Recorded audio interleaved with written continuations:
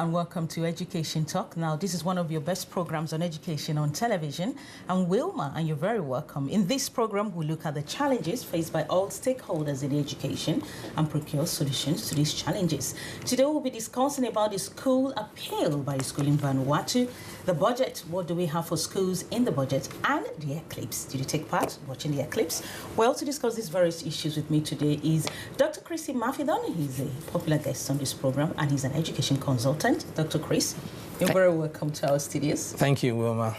And I also have here with me Antoine Allen, who is a social scientist and a blogger. Antoine, you're very welcome. It's a pleasure to be here today.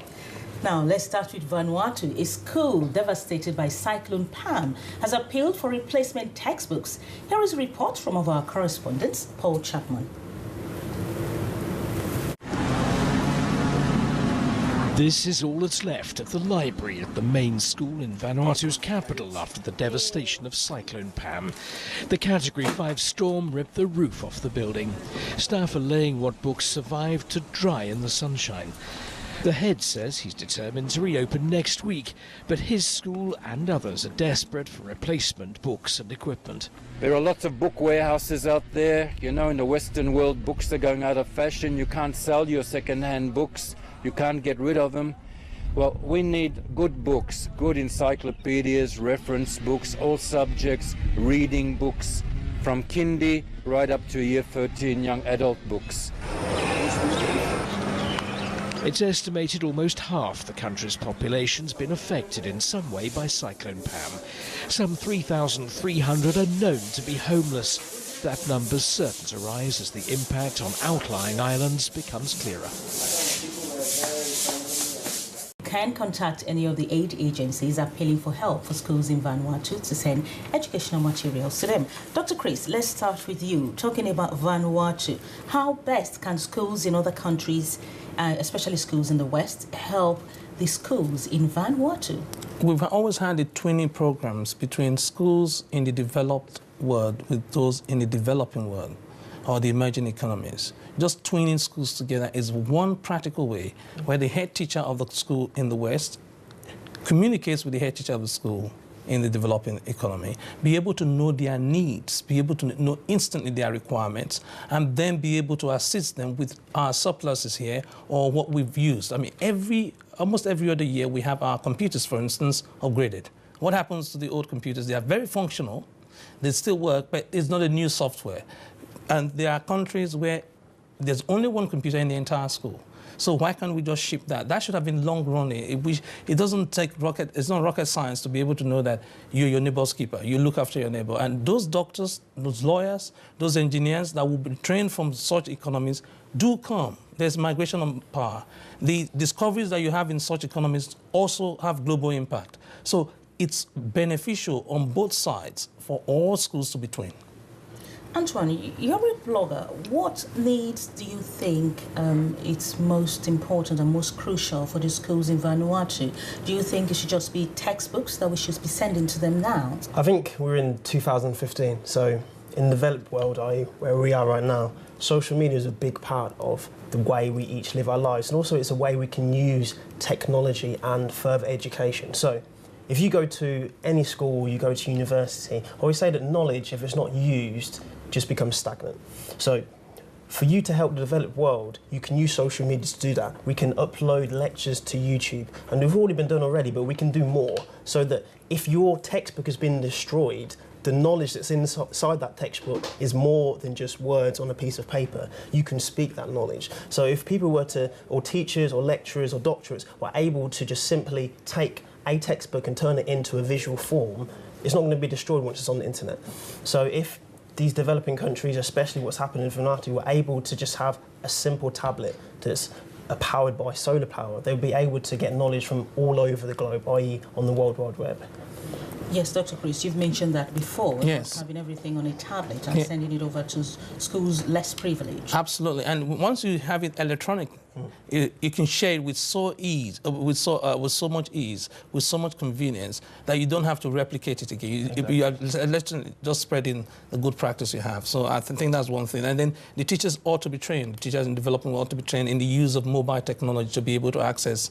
And then even in terms of I remember when I went to university, you'd have to get the first or the latest edition of books, and that costs you each time. Yeah. But just to update a video takes, what, 10 minutes? Or just to re-record something, it doesn't cost you £20 to go to the bookstore.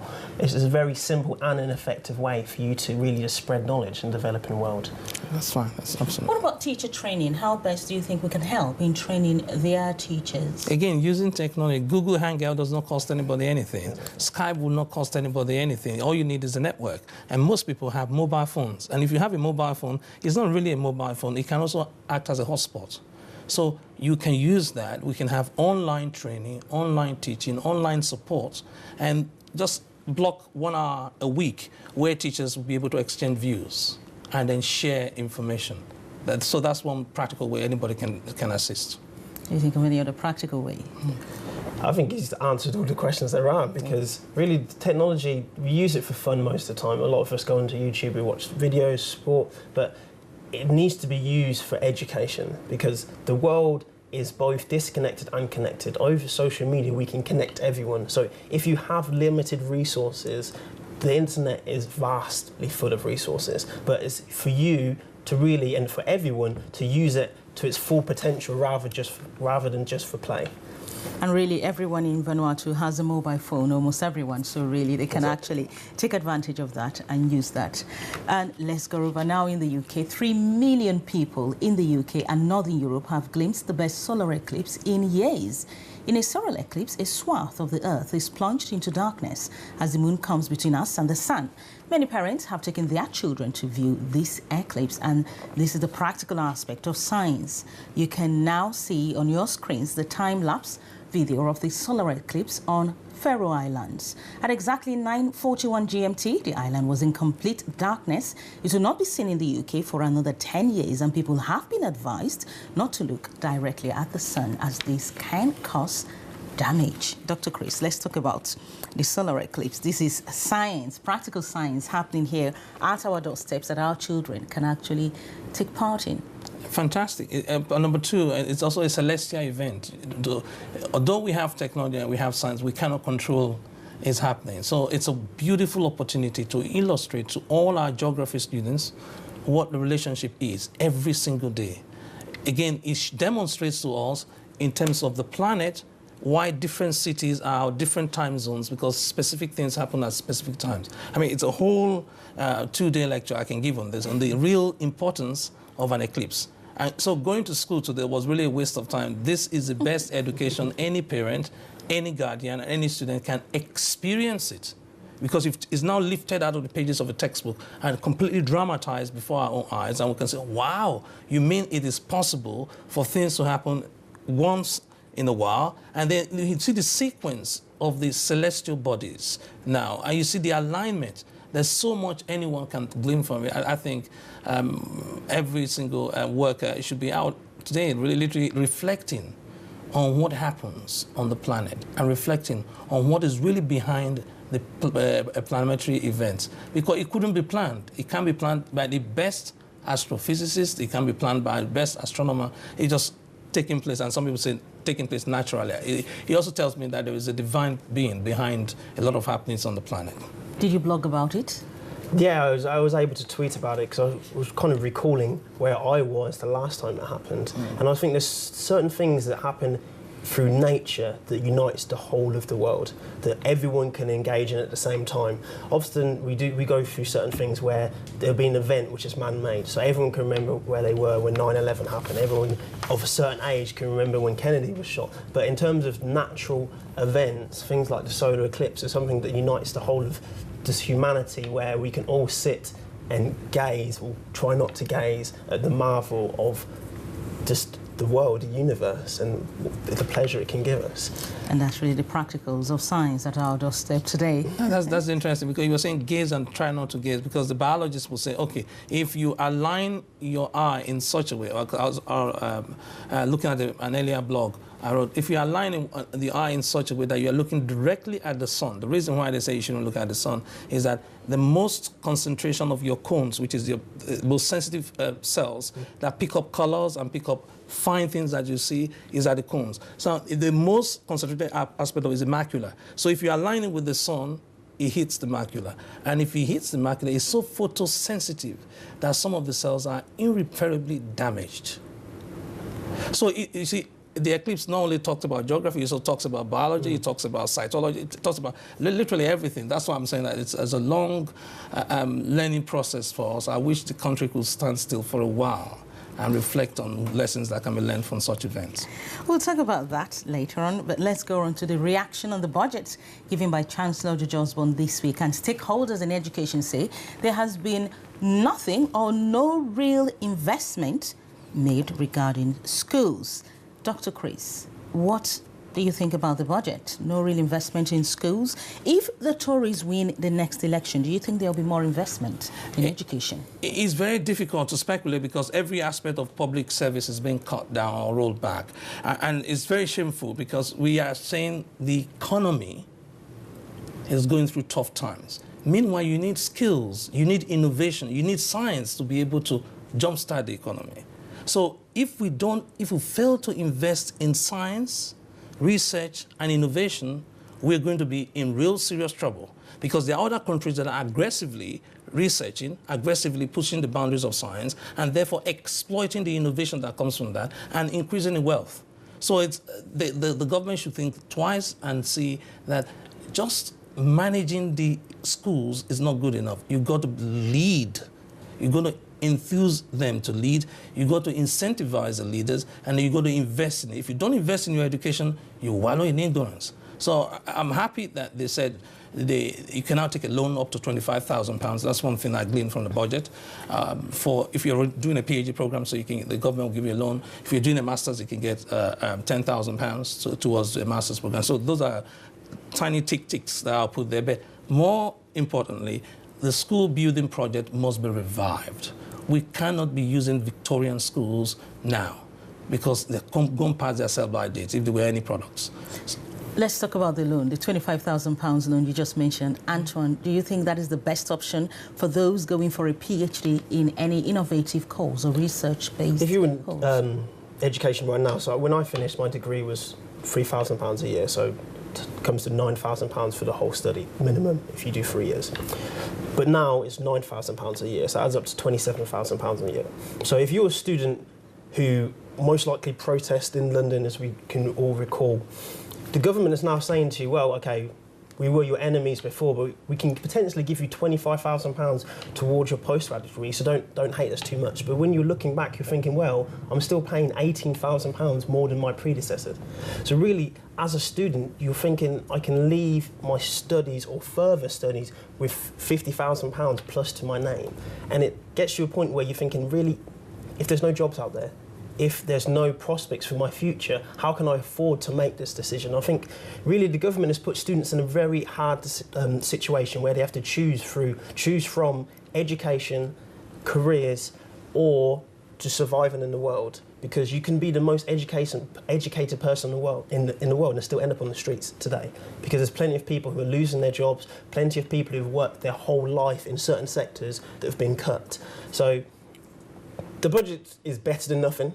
But as a former student, a very soon former student, I would say that students aren't particularly happy with this because we're still looking at that £9,000 you're paying each year, and that's the top end. So I always say, like, problems should be started from the bottom, like we're saying with primary school children. There's cuts that are affecting them as well, but they won't even realise. They won't realise that they can't think outside the box anymore because there's so many children crammed into their class. All of the innovation that teachers used to be able to do, they can't do anymore because they have to tick boxes, they have to make sure everyone does this and does that. And as a teacher, you can't even flourish, you can't even express yourself. So as a student, if your teacher can't express herself or himself, how can you expect to? So I think looking back at my own education, it's a hard time for children right now. So I volunteered in a primary school for a year, and I always think, whatever level you are in the class, you don't know what it's like to be anyone else. So I sat with a child who was very, very autistic. And the struggle he went through each day made me think that a teacher has to deal with his end of the spectrum, but also a very bright child in the same class. And how can you balance that? He's barely learning how to count to 2, yet there's other children in the class who are thirsty for more knowledge. And with more children in the class, it's harder for you to cater to both of those needs. Dr. Chris, we've talked about that, the learning methods, the communication, and how to actually differentiate the students in a class. As he said, a child that is very autistic and a child that is learning at a very fast pace. Parents are the ones caught in between these two scenarios. What should parents do? Quite honestly, you should have regular meetings with the teachers. You should have progress assessment made at the beginning of the term, halfway through the term, and at the end of the term. And then you should be able to, because at home you don't have a time restriction, unlike in school where you have 20 minutes or half an hour or 45 minutes for a particular body of knowledge to be assimilated with the students.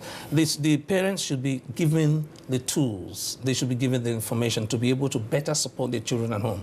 Because what the school is doing alone will not be able to get the best out of the child. But just taking on from that point, just from the perspective of the school I was in, some of those parents' level of education was only slightly above their own children. So how can you teach someone when you need to be taught yourself? Fantastic, because we have the PTA. That's how the PTA was set up, because the PTA had parents that are well educated, those ones that are mediumly educated, and those that just barely scrape by. Now, in the forum of parents, no parent is afraid to ask questions from the other parents what's happening. So if we have classes for parents to help them, A, understand changes in the curriculum, B, let them know what the government policy is, C, what is it that my child is supposed to know at this age and at this level, then you find out that the community will be well informed and be able to work through. So parents can do a lot if they are given the tools, and that tool will also include training. Why do we have inset for teachers that are already professionals every single term, yet we don't have any form of training for parents? If we're able to rebalance that, you find that parents will come on board, and the so-called achievement gap will be completely closed up. So I'm just hoping that the government is able to come up with a real policy that clearly identifies its need and addresses it, because the Parent-Teacher Association has failed. It's now become a political event where you raise funds. Raising funds is great, but educating is better. Educating is better. Now let's listen to some reactions from some stakeholders in education, such as the TUC Secretary General. We know that we're still facing extreme cuts if the government is re-elected. No word on the NHS and whether the NHS's budget would be protected. Nothing on real investment needed in schools, in our infrastructure, transport and energy. In fact, we've seen a huge 15 billion cut in investment in infrastructure under this government. We would have liked to see more detail of how the government will actually rein in spending over the next Parliament. The Taxpayers Alliance last week produced our own spending plans saying exactly what we think needs to be done in order to reduce spending over the next 5 years. But I'm afraid there's been precious little detail from any of the parties as to how they will do it. Dr. Chris, what do you think the TUC should do to ensure that the government hears their pleas? Because it's their primary responsibility as teachers to deliver on behalf of these innocent students, they should literally go on a war path with the government until the government hears them. Because they've done that before. They did that for pensions, they did that for conditions, because they wanted to attract the best brain into teaching and therefore wanted to improve the conditions of the teachers. So now they should engage with the government, go on any means, because if you don't invest in these children now, don't blame them if criminality runs wild. If we look after our young ones and we train them and we develop their God-given talent and skills, there is no way they cannot be responsible members of the society. The police department will literally shut down if there's no criminality. So and we can attempt that now and say, look, if we'll invest enough in these children, we are going to have not just contributors to the taxation system, of course they will do that, but we have more engineers, we'll be able to export skills to other parts of the world. Why can't we do that? Why should we live in a skill deficit country when we have all the resources? We have leading universities that turn out Nobel laureate as if it's something normal. So why can't we tap into that? Because we are so well-resourced. We can't have an island of intellectual elite, and then we have a huge sea of those that are not educated just because we cannot invest or see the need for it. So the TUC and all the teaching unions should really form an alliance and make their position loud, very loud, and clear, so that everybody understands where they stand. Antoine, looking at the current generation and the level of education and the investment of the government into education, in the next 20 years, what do you think would happen to our youths? I think youth, students, and my generation, the generation before me, are kind of at a crossroad, because the baby boomers of the 80s, their salaries are getting lower, the opportunities for growth as a person are getting less. So if you were at school and you could explore different avenues, you could try this subject and find out, oh, I don't really like that, try something else and find out you do love this. And you can explore yourself and find yourself as a person. I think that's what education is supposed to do. You go to university to get a degree, but in those 3 years, you actually find yourself. But now, because you want to secure a job, but because it's so hard to secure a job, you're not doing that exploration. So you got people who've worked their whole life. They've done the studying, they've done the revision, they've passed the tests, and now they just want to be a banker just so they can make money to survive. But in terms of life experiences, in terms of you growing as a person, you're not able to do that anymore. So you're getting people who get to their 30s, who get to their 40s, who look back at their life and think, okay, I've got the house, I've got the car, I've got money in my bank, but I don't really like my life anymore. So you as a person, you haven't grown. Your mind and your knowledge is more, but as a soul, as a being, you're less. So I think it's hard for people or children or students to decide what they want to do with their life, because like there's been studies showing that back in the day, because I'm young, you could be in one job your whole life, but now you're most likely going to go from job to job, and that job may be something completely different to what you were in before. So you need transferable life skills, transferable work skills. But a lot of people, a lot of students aren't learning these anymore. You're just ticking boxes. You can do your maths, you can read and write, you know a little bit of science, but apart from that, you can't really function in the world. So what do you really think is missing, Dr. Chris? I know the topography of things are changing, but what do you think is missing? Looking into the future, the UK Commission for Skills and Employment, that's a government commission for skills, has written and published that 1 in 7 jobs in 2022 will require a postgraduate qualification. So if we look towards the future, and it talks about the dynamics of what is going to happen to the different industries. If we think we're serious about the future, we plan for the future. We don't plan with the past in mind. So we have to be very serious with what we're doing to the children. If any child is not trained in a particular skill, they're not given what it means to be able to develop themselves to the full potential, you know what happens? Somebody else will occupy them. Somebody will engage them. And that's what every government should have in mind. If you really are really serious, get the Home Office Secretary and get the Education Secretary to sit down together and work out how we can not only prevent crime, but how we can generate more income. And if we undermine employment or skills, we are in for a longer trouble than we can ever imagine. Just before we go now, we're running out of time, but I want to ask you about you speaking next to the best neuroscientist, and also Anne-Marie was in Spain to talk about STEM. Yes, because there's a new publication out showing the highest paid professionals right now are engineers. Yeah. Most people don't know that. They still think that, oh, I can do whatever I need to do. So you need to align yourself on that. And regarding our speaking, if you're watching this program, if you can email us today, you get a free ticket to attend the event. If you don't, they will charge you at the gate. So make sure that you email us and you get a free ticket. And the seminar is worth at least £250.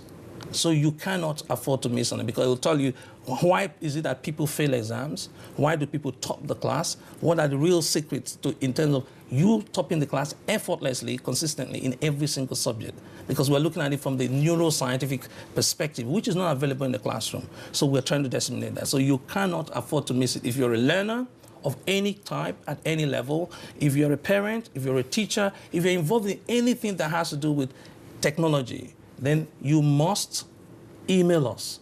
And it's free to you if you email. Don't turn up, if you turn up without emailing us, then you'll have to pay at the door. Thank you so much, Dr. Chris. Thank you so much for coming in. We are running out of time now. Thank you so much, Antoine. Thank you. And I look forward to seeing you both again. And viewers, this is Education Talk. For more information, you can send emails to educationtalk@lovewatv.co.uk. In the meantime, enjoy the rest of our programs.